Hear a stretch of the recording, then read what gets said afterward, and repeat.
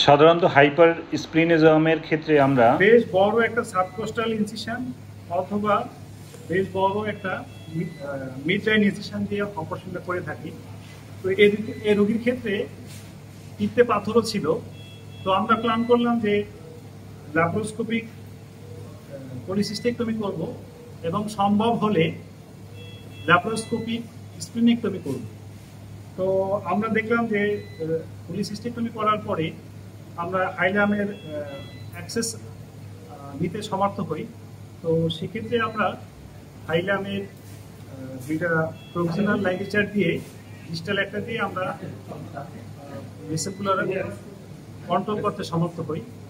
তো এরপরে আমরা প্ল্যান করলাম তাহলে ঠিক আছে আমরা ল্যাপারোস্কোপিক্যালি অপারেশন করবো কোচ সম্পূর্ণ।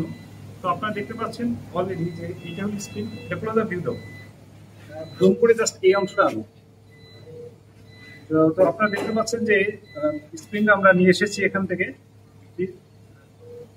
বেশ বড়। কিন্তু এখন কথা থাকে যে আসলে ল্যাপারোস্কোপিক স্প্লিনেক্টমি করার পর আমরা আসলে এত বড় স্প্লিন কিভাবে আনছি। তো সে কারণে আমরা আমবিকাল পোর্টটা একটু বড় করে নিয়েছি। আপনারা দেখতে পাচ্ছেন যে এটা আমবিকাল পোর্ট ছিল এই পর্যন্ত। তো এখান থেকে একটু বড় করে এখান থেকে আমরা স্প্লিনটা নিয়ে এসেছি।